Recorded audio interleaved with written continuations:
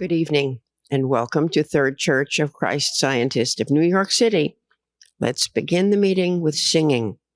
Hymn number 136. I love thy way of freedom, Lord. To serve thee is my choice. In thy clear light of truth I rise, and listening for thy voice, I hear thy promise, old and new, that bids all fear to cease. My presence still shall go with thee, and I will give thee peace. Number 136.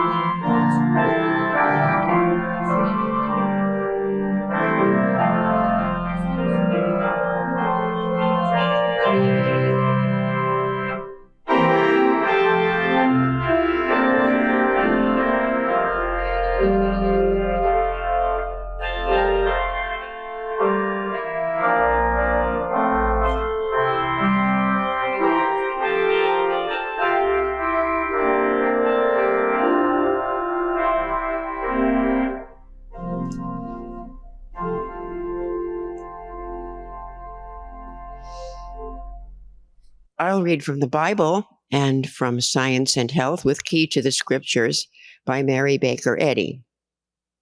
The subject of this evening's readings is choice. The Bible, Job.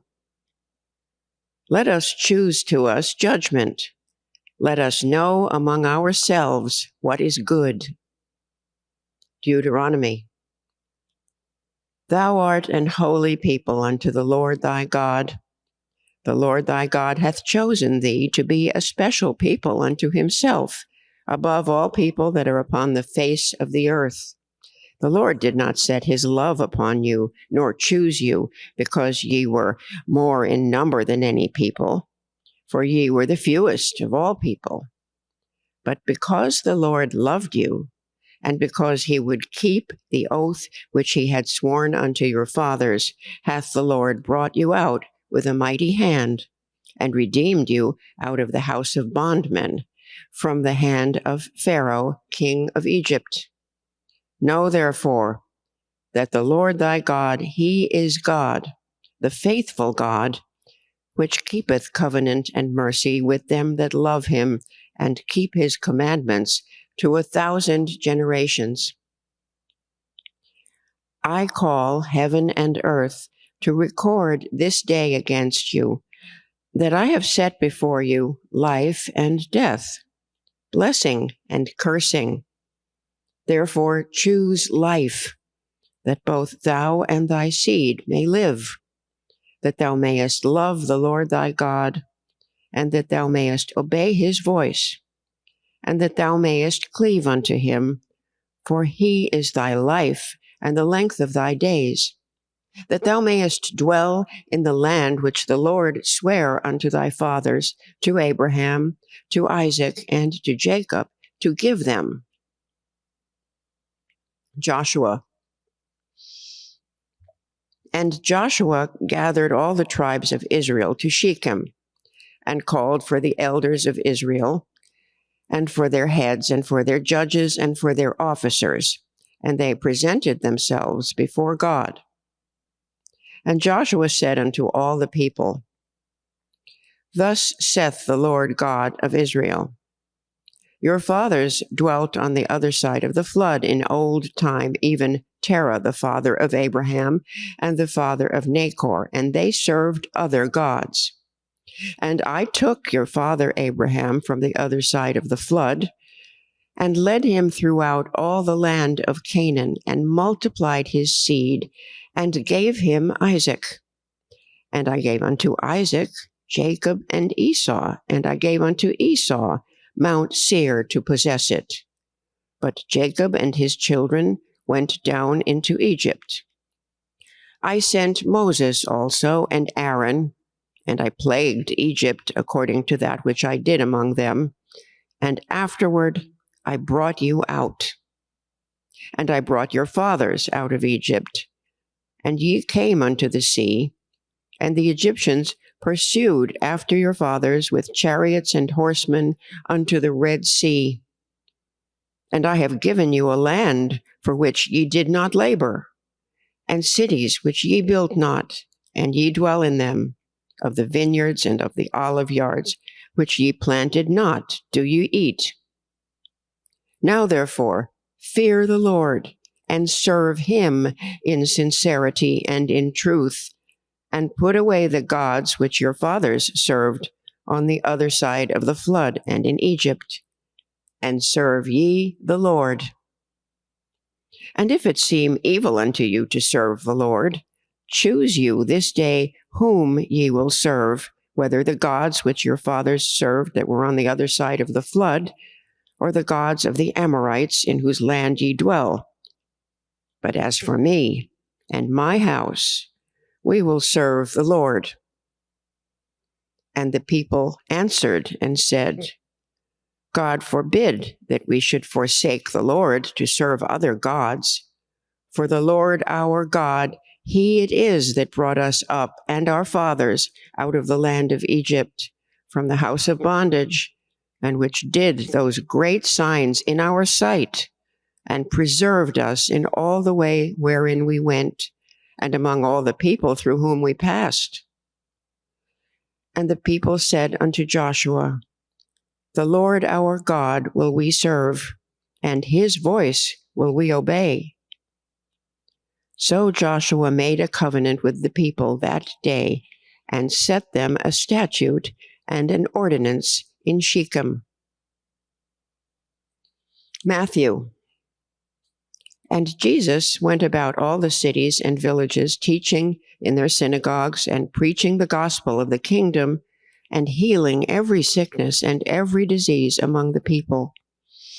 But when he saw the multitudes, he was moved with compassion on them, because they fainted, and were scattered abroad as sheep, having no shepherd. Then saith he unto his disciples, The harvest truly is plenteous, but the laborers are few. Pray ye therefore the Lord of the harvest, that he will send forth laborers into his harvest. John. If any man serve me, let him follow me. And where I am, there shall also my servant be. If any man serve me, him will my Father honor. Acts. And certain men which came down from Judea taught the brethren, and said, Except ye be circumcised after the manner of Moses, ye cannot be saved. When therefore Paul and Barnabas had no small dissension and disputation with them, they determined that Paul and Barnabas and certain other of them should go up to Jerusalem unto the apostles and elders about this question.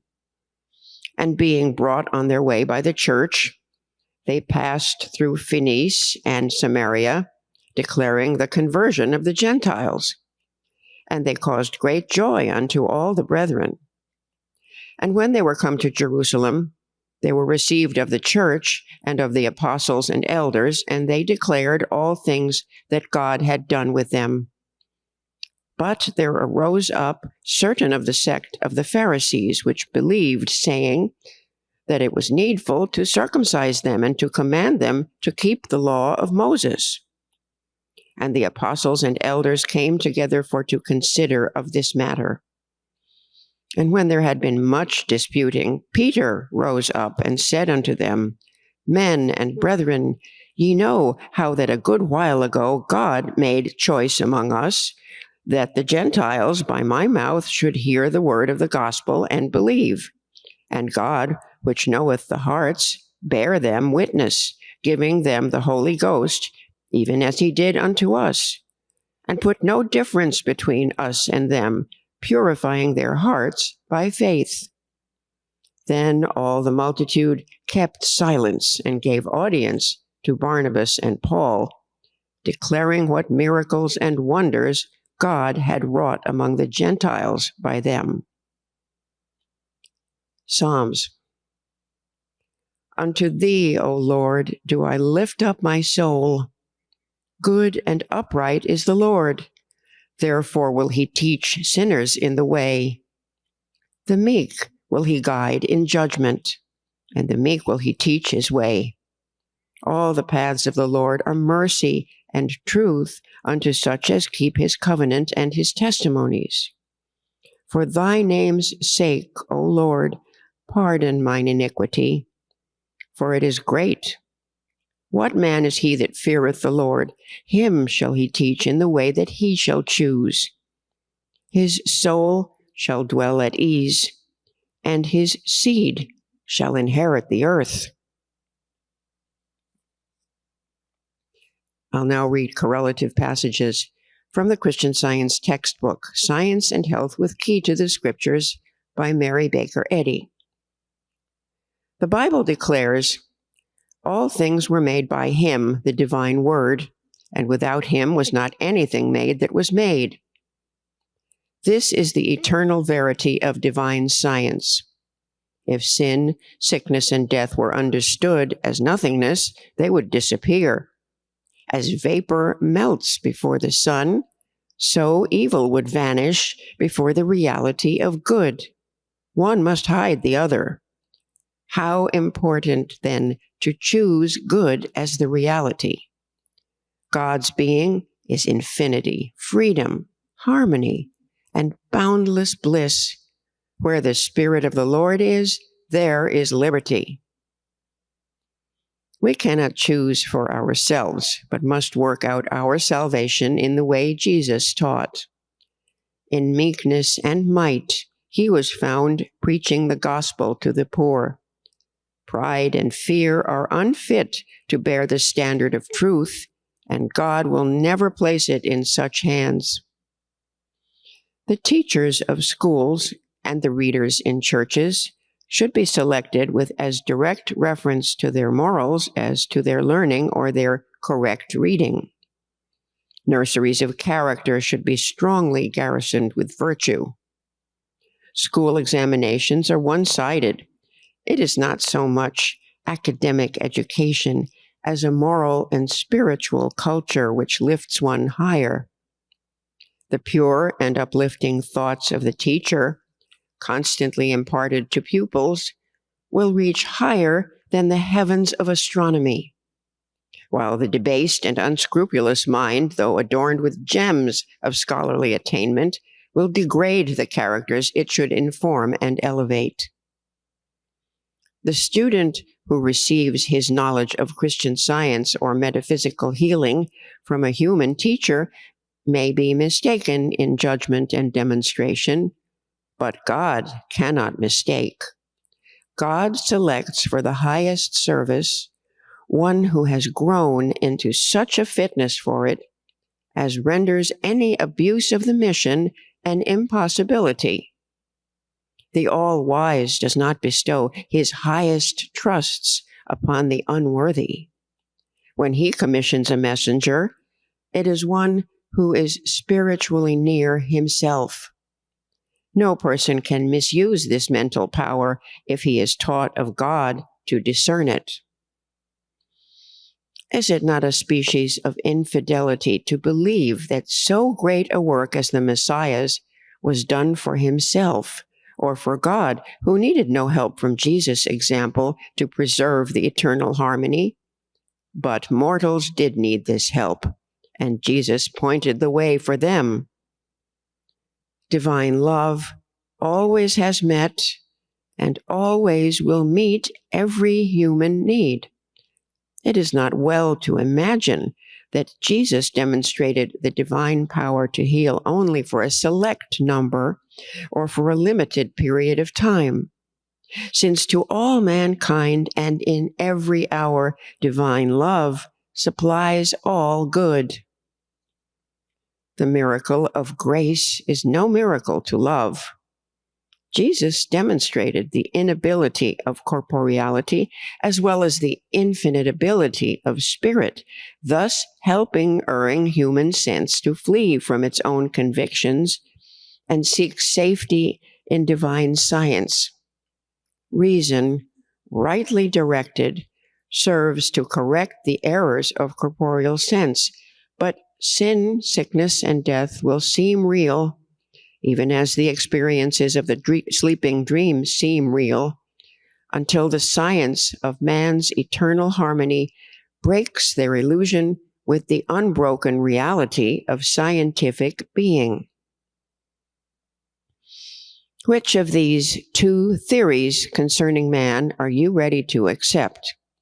One is the mortal testimony, changing, dying, unreal.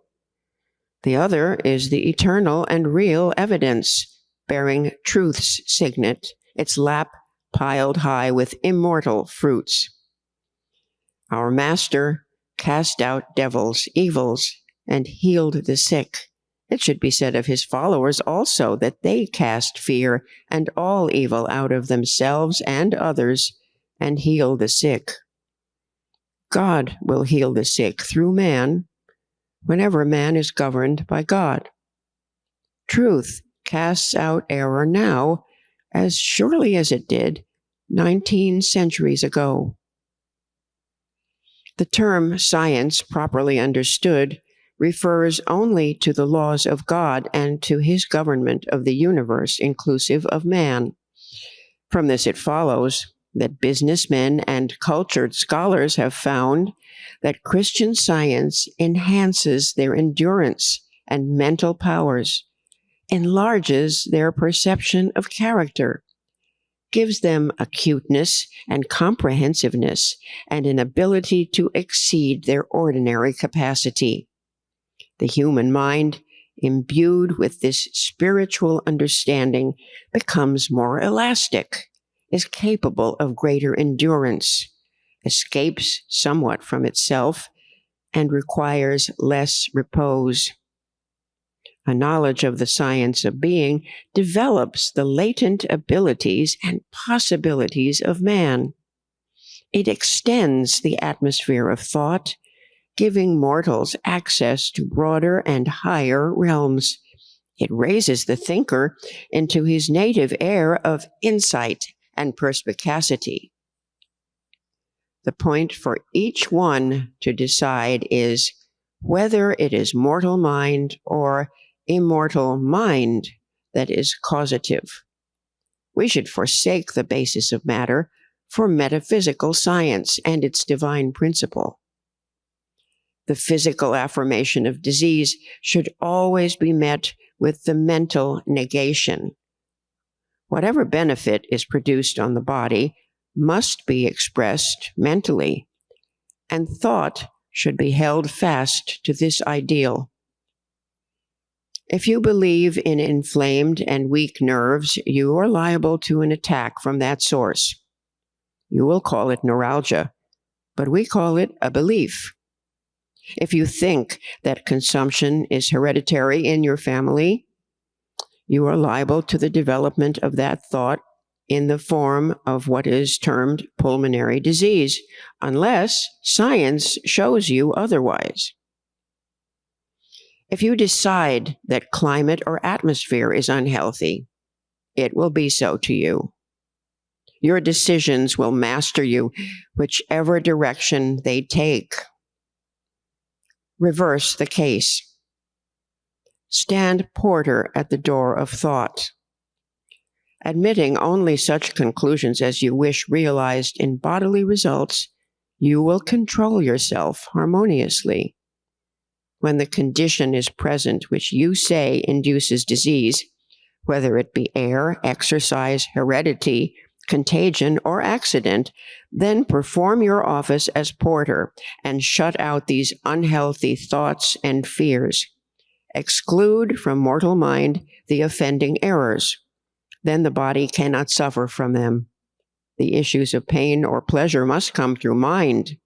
And like a watchman forsaking his post, we admit the intruding belief, forgetting that through divine help, we can forbid this entrance.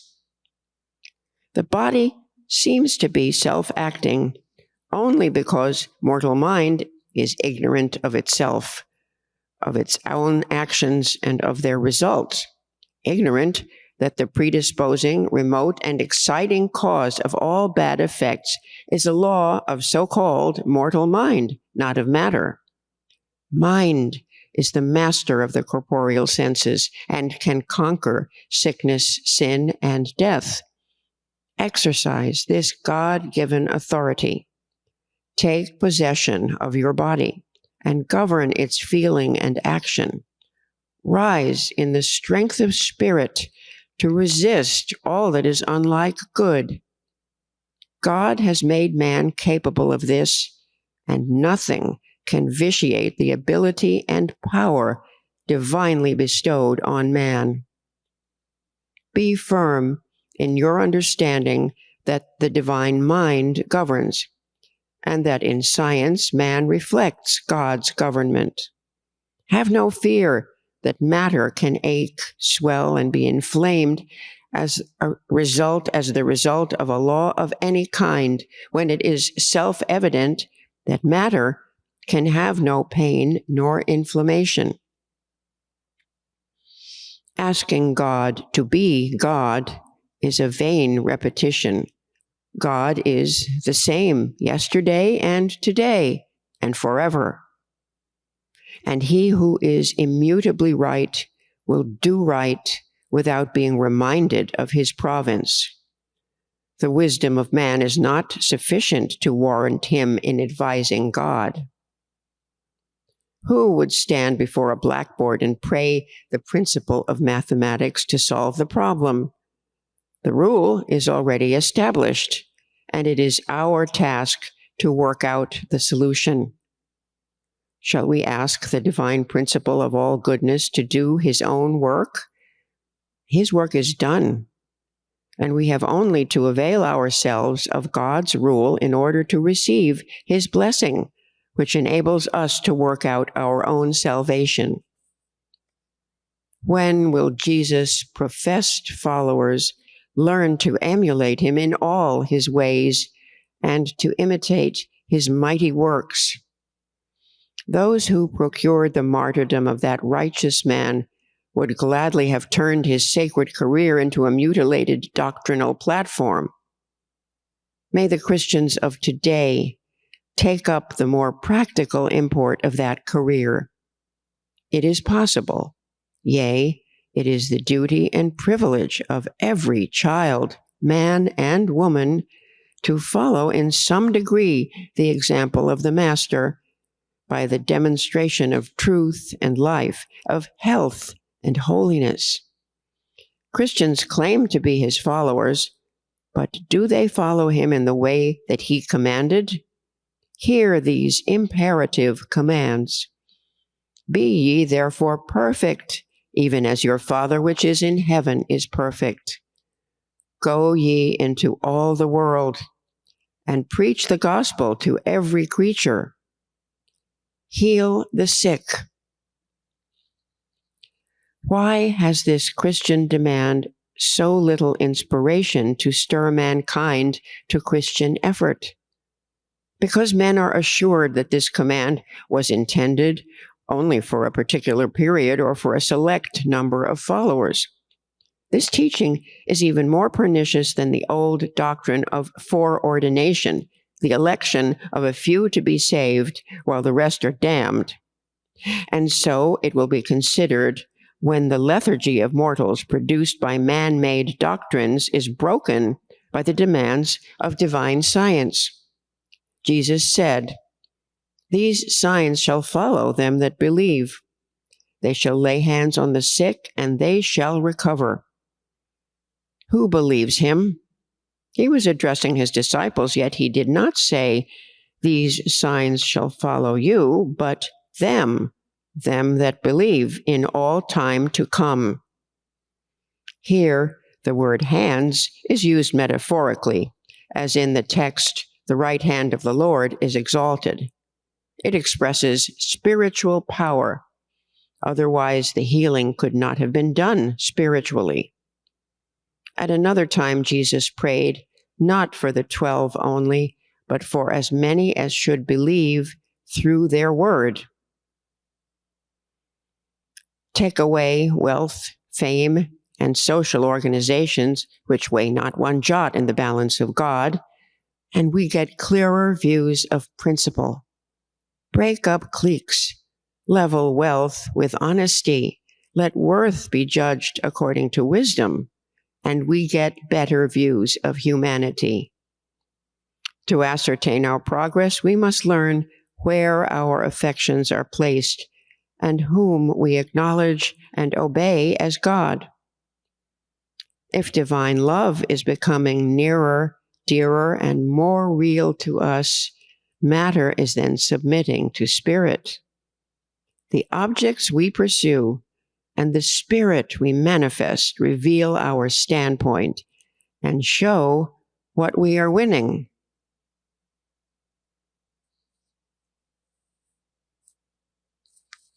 Let's pray together silently for a few moments, and then pray aloud together the Lord's Prayer. Our Father, which art in heaven, hallowed be thy name. Thy kingdom come, thy will be done in earth as it is in heaven.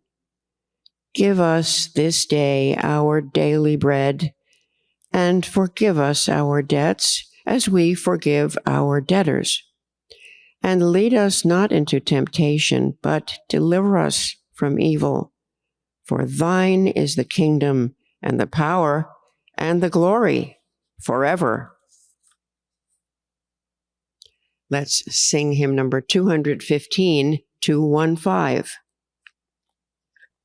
Oh, happy is the man who hears instruction's warning voice, and whose celestial wisdom makes his early, only choice. Number 215.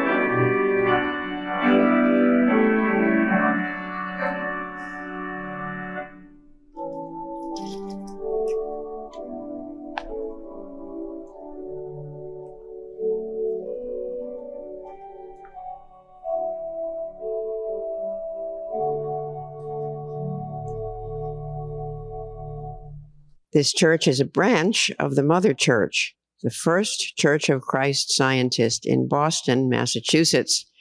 We hold Sunday services at 11 a.m. and Wednesday testimony meetings at 7:30 p.m. We also have services in Spanish, Sundays at 12 noon and Wednesdays at 6:30 p.m. All services are held in person and online, and all are welcome. Third Church offers Sunday school classes in person and online for children and teens. These free one-hour classes are available each Sunday. At Sunday school, students learn how much God loves them and cares for them. They also learn about the Bible characters and lessons and the healing power of prayer. For more information on times and classes, please send us an email, thirdchurch@thirdchurchnyc.com. The Christian Science Tri-State Reading Room invites you to its annual meeting this coming Saturday, November 2nd at 2 p.m. in Third Church, this church, 583 Park Avenue at 63rd Street in Manhattan. Trevor Yates, a Christian Science practitioner, will speak on the subject, Supporting the City with Christian Science. To attend via Zoom, go to www.csreadingroomnyc.com/annual meeting. This meeting will also be recorded for later viewing. Do you know how to pray effectively? Would you like to learn? Third Church of Christ Scientist, New York City, and other Christian Science churches in New York, New Jersey, and Connecticut invite you to a series of spiritual roadmaps, weekly Sunday evening inspirational radio talks, which will air continuing throughout October and November from 8:03 p.m. to 9 p.m.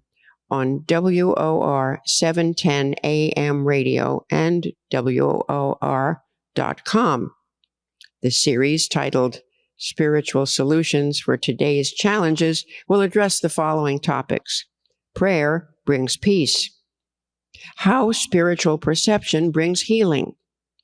Finding unity and abundance through prayer, and learning to love your enemies. The internationally based speakers are members of the Christian Science Board of Lectureship. The next talk in the series, Sunday, November 3rd, is How Spiritual Perception Brings Healing by Alexandra Fisher, CS. It's sponsored by the Christian Science churches in Tarrytown, New York, and Englewood, New Jersey. Replays of each talk will be available at 710WOR.com/spiritual solutions through the end of November, and on thirdchurchnyc.com through the end of December. Join us starting on Sundays at 8:03 p.m. on WOR 710 AM radio. We promise spiritual enlightenment and uplift. Please note, next Sunday, November 3rd, is the start of Eastern Standard Time. Set your clocks back by 1 hour on Saturday night. This meeting is now open for all to share experiences of healing and spiritual insights that prove God's ever-presence and power in their lives. If you are listening by telephone and would like to speak, press *6 and wait until your line is unmuted. Please speak directly into the microphone of your phone. Your message will be easier to hear if you do not use the speaker function. If you're watching via Zoom, you can choose the raise your hand icon or unmute yourself and speak. I would just like to say I thank God for being here. I'm thankful for being a member of Christian Science. I just learn a lot. I read every day, the reading room every day. And I'm slowly starting to understand what Christian Science is all about. And I'm thankful, like again I said, I'm thankful to be a member of Christian Science. Thank you very much. And to Ohio, and finally by the time I got to St. Louis and met my wife there with a daughter, he was very ill, and she was not very happy. And this was Saturday, and we said, well, what are we going to do tomorrow? It's church, so let's we'll see. Hopefully he'll be better in the morning.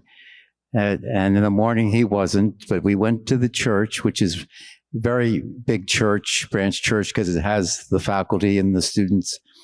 And we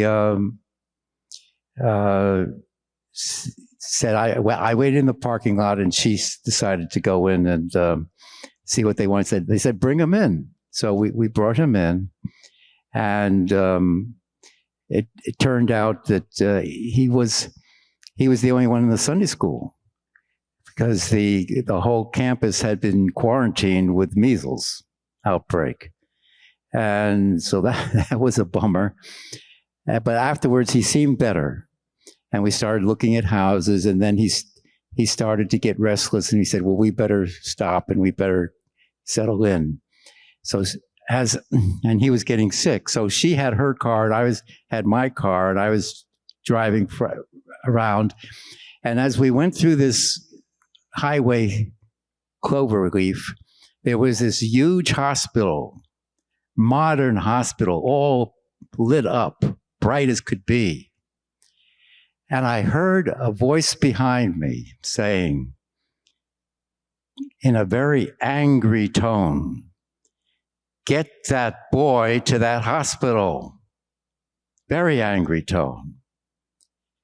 And as soon as it said that, something deep down inside, very strong, very quiet, like a hush, simply said, no, no.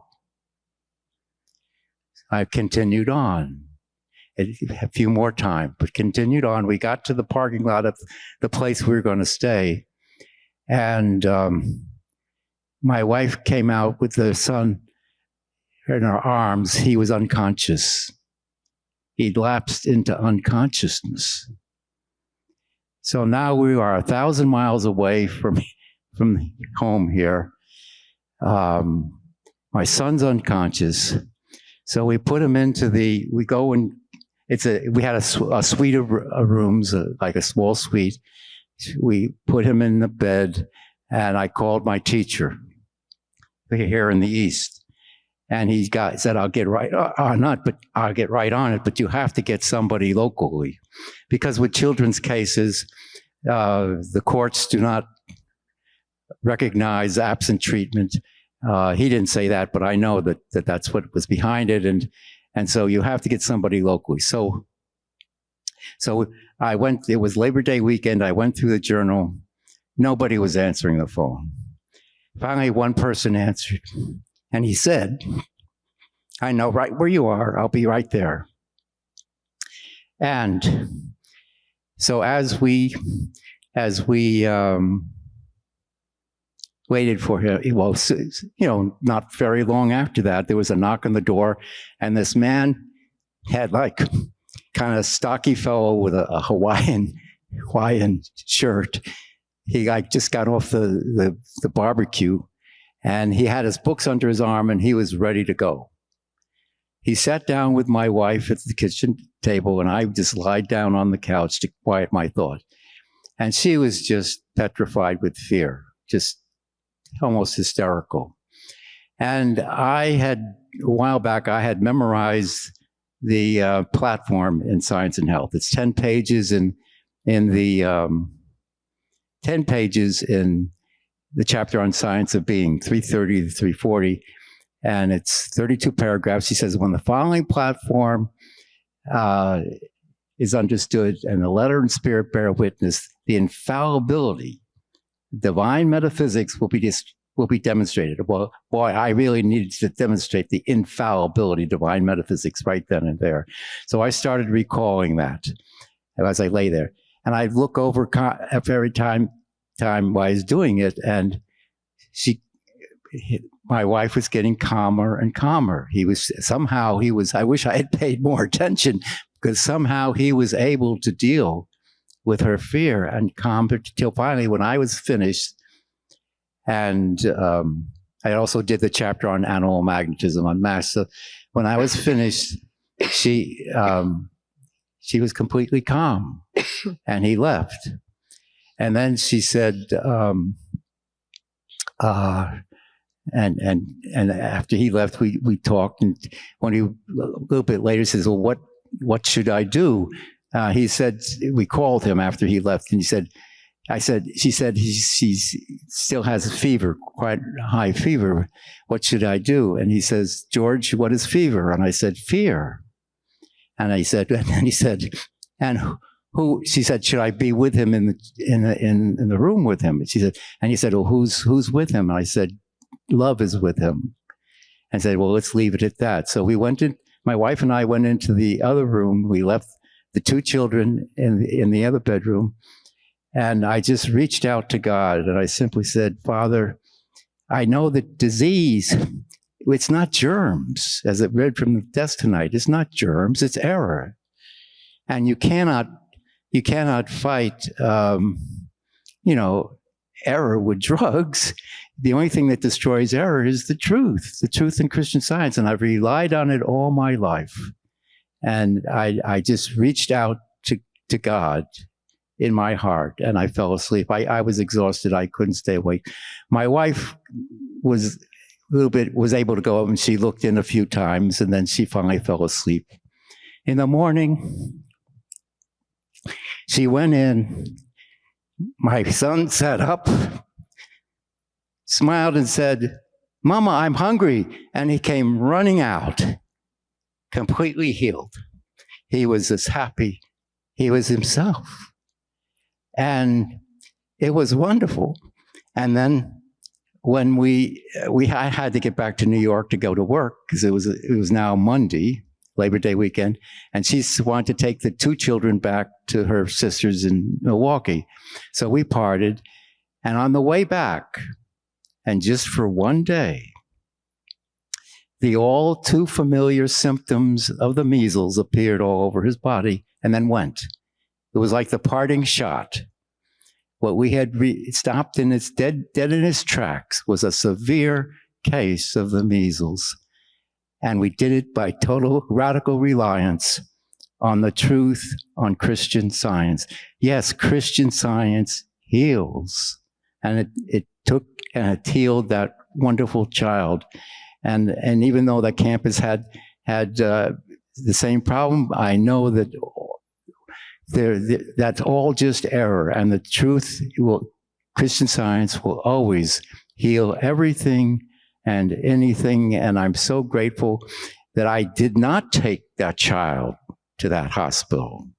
Had I taken the child to the hospital, it would have been horrendous. I'm so grateful that I made the right choice, radical reliance on the truth. And the truth and Christian Science and God will never, ever let any of us down. Thank you. Thank you for your readings. They may have been inspired by the upcoming election next week and the choice that our country is making in its leaders, both executive and legislative. It was, I heard on the news in one of the commentaries, the former governor of Ohio said, we should all take a step back. We're made in the image and likeness of God, and whoever gets elected, we're going to get through it. And a Christian Scientist would affirm that God is our king, God is our lawmaker, God is our judge. All the three branches of government. And there have been articles in the Sentinel. I think Tony Lobo had an article and saying that that we should do our duty. We should make informed and intelligent choices to the best of our ability, and that's a proper thing to participate. But there should be a resistance to demonize the other side. And and also it's repeating this idea that regardless of what's going to happen, if we're all attentive and do our civic duties and love each other and